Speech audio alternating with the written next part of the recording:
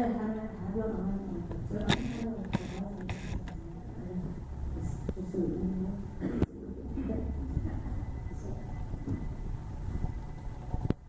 Kirby Jensen. Whoa!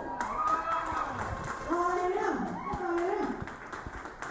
There's a painter and poet based out of Everett, Washington. He was inspired to paint as a child while he watched his grandmother and grand aunt.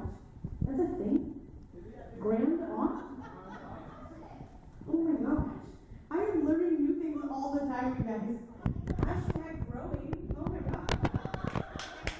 Your grand aunt, I can't do it. Okay, paint scenes of their Stanwood, Washington community. He comes from a long line of painters, photographers, carvers, inventors, and storytellers. As a poet, they have seen his work published in 12 chapbooks. Damn is right.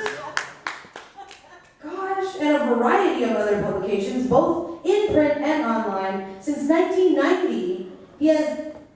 Do y'all realize that was 25 years ago? I'm sorry. They just killed my heart a little bit. Like, it was. TLC was 25 years ago.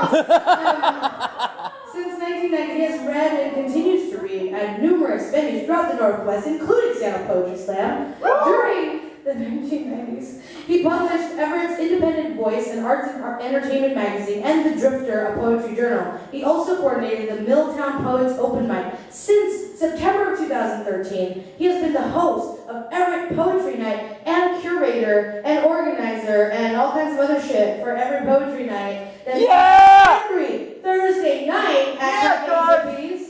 His work evokes those places which linger beneath the surface, underscoring the narrative of being, the fragility of identity, the gravity of emotion, and the ease in which it can be lost. Holy shit! I've got a boner. Do you have a boner? Because I kind of do too. I got a boner. It's a fear boner. A poetry boner. Right? A poetry boner. Yeah. He does this through a mixture of magical realism, and what he refers to as emotional realism. He has been called an outsider artist. He received the 2013 Mayor's Arts Award for artistic excellence and contribution to Everett's cultural vitality. Woo! This man, Duane Kirby Jensen, Jeremy's about for giving. Please give it up for Duane Kirby Jensen.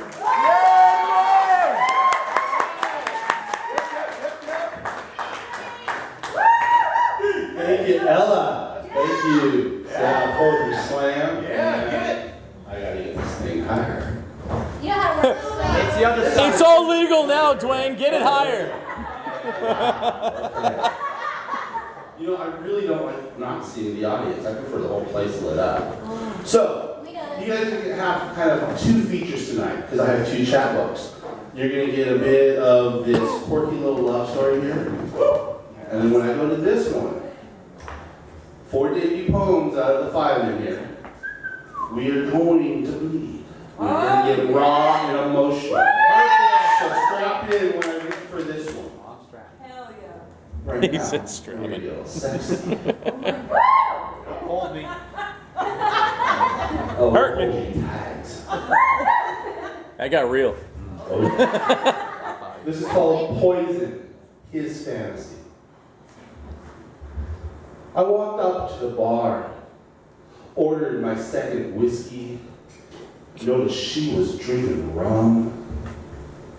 She was temptation embodied within a cinnamon scent, beautiful white teeth and hunchless hips that transformed men into moths.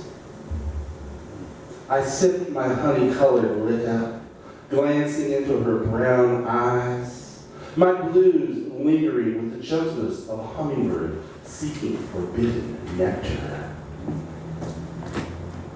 I'm poison to men, she volunteered, with the confidence of a seasoned predator. I'm immune to poison, I smiled. Let me taste your tears. What tears? She responded through puzzled lips. The tears you will shed, if you don't wake up with me at sunrise. The tears you will shed if you don't taste my buttermilk biscuits, which I would bake for you from scratch.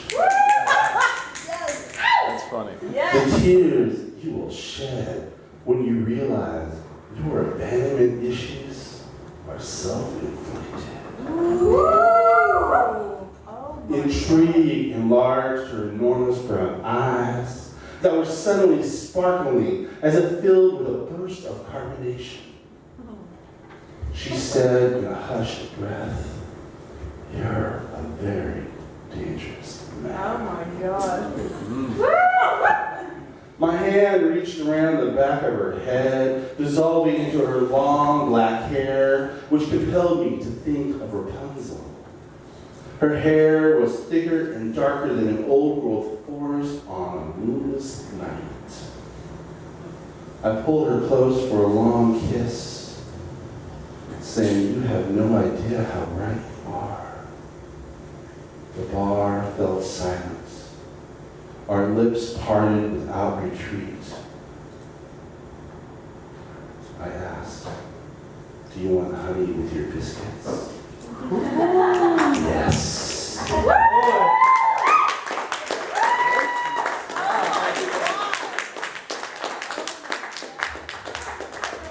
So if you pick up this chapbook, which is called Watch Me, it's $10. It's the story of him and her. So you read it from beginning to end. There's an arc of their relationship.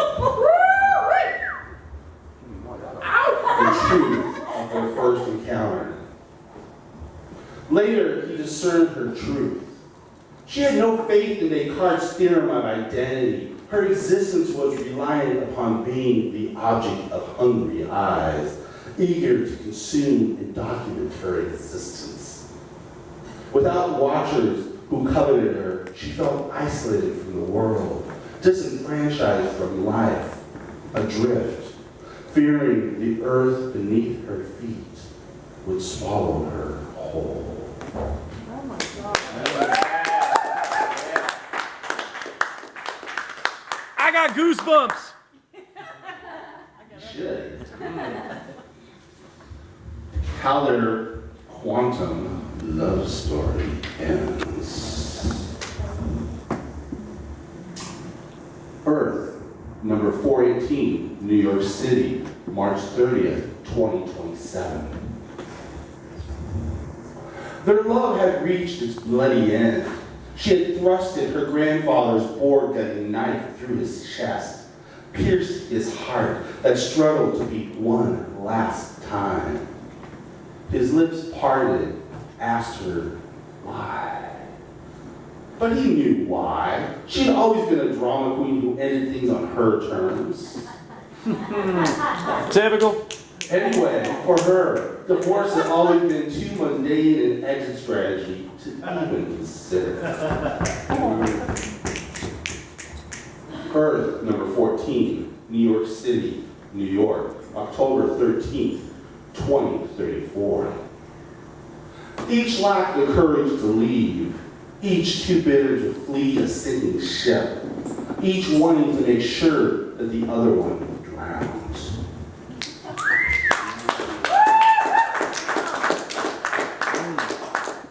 Earth number 15,233, New York City, New York, January 22nd, 2018. When her lips met the lips of her new lover, she had no idea her ex would be in the park reading and wallowing in the loss of her. Their shared kiss penetrated with the ease of a lead bullet separating flesh from bone. His paintings howl empty Central Park. Police searched for what they believed was a rabid dog in need of being put down. Earth, number 792, New York City, New York, February 6, 2019. He stood at ocean's edge, listening to Atlantic's roar, too numb to notice. His tear-streaked face had turned to ice, as he chanted his song of death.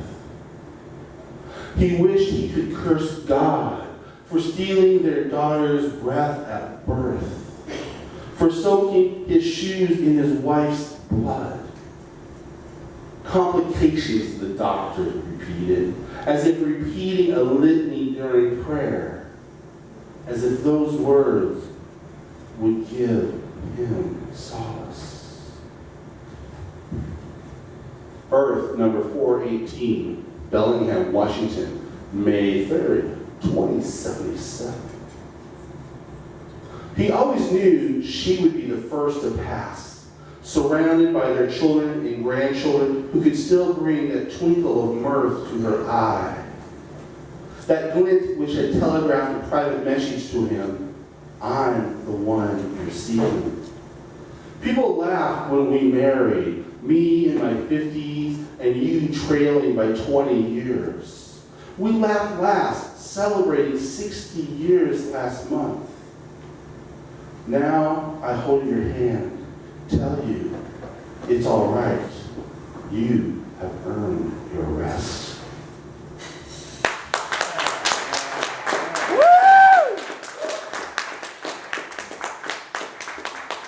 So, besides the 17 poems in this book, there are also 4 haikus, and then lines I had to edit out of poems that were too good to leave, and they're also scattered in here. So I'm going to end with one of the scattered lines.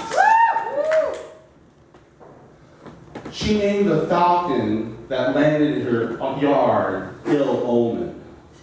He called it his spirit animal, his visitation.